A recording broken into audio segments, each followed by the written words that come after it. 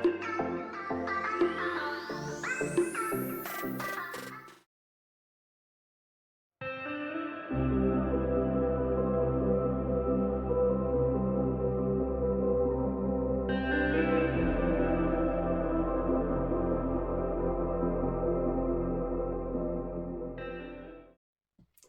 felters and welcome. Autumn has definitely arrived and today we are going to jazz up your pumpkins. I've got my cup of tea, some lovely sparkly wool and some really beautiful accessories. Let's get started. So you're going to take a large clump of core wool, however big you want your pumpkin to be. And these pumpkins, they're going to be squishy. Normally I felt things firm, but with pumpkins you can get away with it being really squishy. So I've just literally, this is a bat that I've got rather than a slither or slither. So this is why I like the bats. You can just take it, wrap it round and you've formed your pumpkin. If you've got slithers or slithers, just do some knots and then wrap around it, build it up until you get into that pumpkin shape. And as I said, these pumpkins do not take me long. So I've got the multi-needle tool holder, which is really useful for this. And we're just felting it in. In all, I think, without the leaves that I sewed, they took me about 45 minutes, maybe a bit quicker. And this is just to give you a rough idea. This is three and a half, I think it was, by 4 to 4.5 across in inches. But these two are a little bit smaller. This one, see how squishy it is. This is why we can get away with it, because we're going to put tops on them. So take the base colour. I like to put a base colour on so you don't have any white showing. Not 100% essential. And you could put a base colour and use less tops. I use quite a lot of tops, and the tops I use cover the whole thing. But I've decided to put a base colour on, so attach top and bottom. And again, these base colours I bought were in bats as well, which is why good old World of Wool, the bats really help. This is just to show you I have 440 spirals or twisted in here, and you can see it goes all the way in, mind your fingers. And this is why it does such a good job. I have a whole video on multi-needle tools. So there we go, all done, literally 10 minutes. And as I said, super soft. So take the tops. Now this tops does go with it, I do promise. It doesn't look like it does, but there's some green in the tops. But as I said, I do end up covering all of the sides. So take the tops out, take a nice long sort of clump of it. You don't want it to be coming out short because you want to try and wrap it all the way round and back, top and bottom. Now this, if your tops are shorter, this will dictate the size of your pumpkin basically. But these tops I could manage to pull out nice and long. They had a good length on them. I will put all the colours down below. Most of them are World of Wool. One of them was Threshing Barn, but I will link them all in the description for you so you can recreate if you want. So felt through the top and felt through the bottom. I've removed the mat because the tops will start to catch on it, and there we go. So keep going. And this is about controlling your tops, spreading them out neatly. Don't let them get messed up.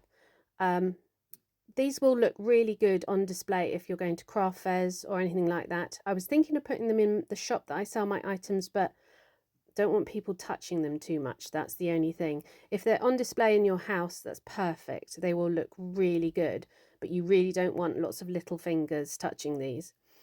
So again, felt into the top and bottom. You don't have to do it loads because every time you add a new layer you compound it, so just sort of secure it a little bit and then just keep going. So there we go, that's part of it done. Let's finish it. Then we're going to take some wool yarn. This is a leaf that I will show you, I will make in a bit, and this is what we're going to put on it as well. And I was checking the colours, whether the yellow was good. You want the colour to be a bit different.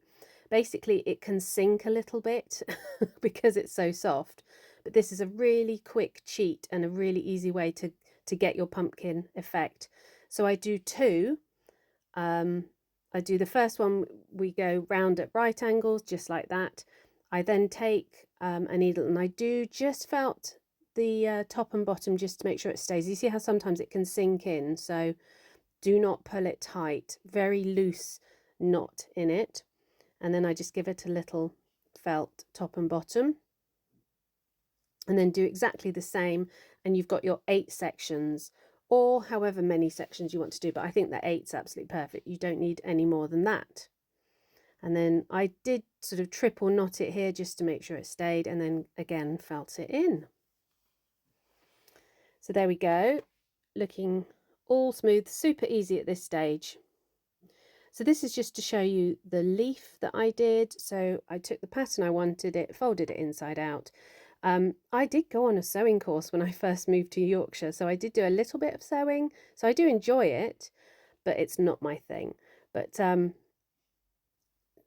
sew along one side, turn it round, sew along the other, and you could do this by hand with the sewing. You do not need a machine because it's quite small.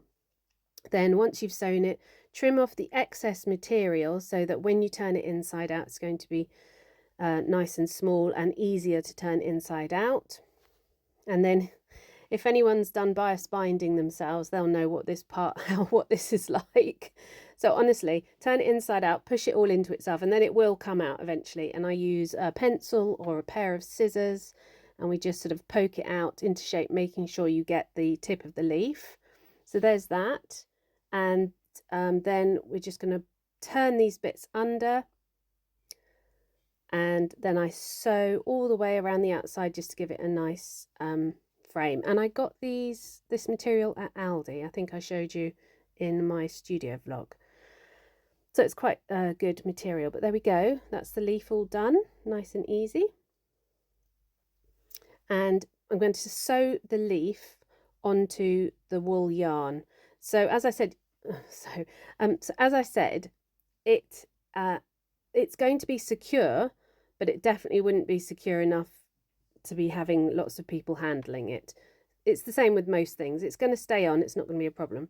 So I got the peacock feathers. I really liked them. I ordered them, I think, off Amazon, and just trimmed it down, take off some of the excess, and we need the long spike at the end there because we're going to put that back through the wool, through the yarn at the top, and then we're going to sew it all together.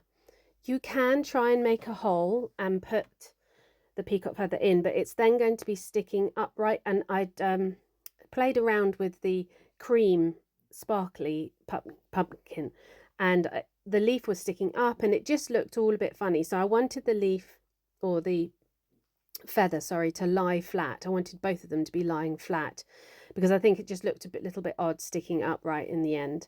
So I'm sewing the stalk of it into the wool and then securing it, and that kept it in nicely. So that's those two in. Next we're going to do the little top bit. So choose a colour that corresponds. It doesn't have to be an identical colour, but fairly close. You might like to do a brighter green. This is quite a dull green I've got, which goes, well, it doesn't look green at all there, but it's like a dull, it is green. It looks more blue. And then so roll it up. I just had a quick check to see that it was in proportion for the pumpkin, for the size of it. Did it look right? And then felt it together at the bottom. This area here, that's how we're going to attach it. So don't felt the very base, and then just rolling and felting, rolling and felting, and you'll start to get the shape. So the top of it, you're going to felt down, and it's really simple to get a flat top. You literally just felt it downwards, minding your fingers, and just keep going and keep going, and then go back to the side once you've got that nice flat top, and then just felting it lightly up. This again wasn't felted really firm, but fairly firm, because people are going to you'll hold on to this to move the pumpkin. And then I just give it a little push in. Nice to have a little dent, and a roll always helps. And then you're going to attach it to the top. I used a 36 needle, so a nice strong needle. You've got to be careful because the peacock feather sort of boning is in the middle there, so you're going to go either side of that, but there's still more than enough room to attach the top on. And we're going to do some locks around the outside, so none of this outside bit is going to show. But yeah, do test it. You really want quite a firm, see, I'm really felting it in there.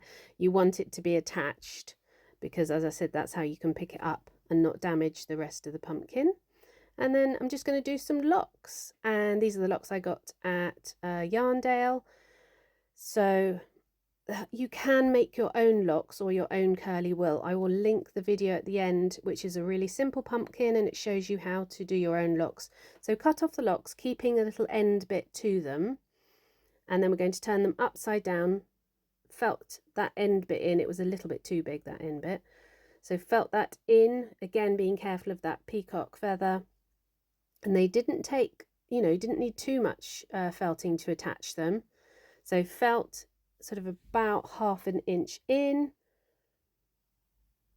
and then you're going to fold them over and back down, and they'll give you a nice sort of finish around the top of the pumpkin.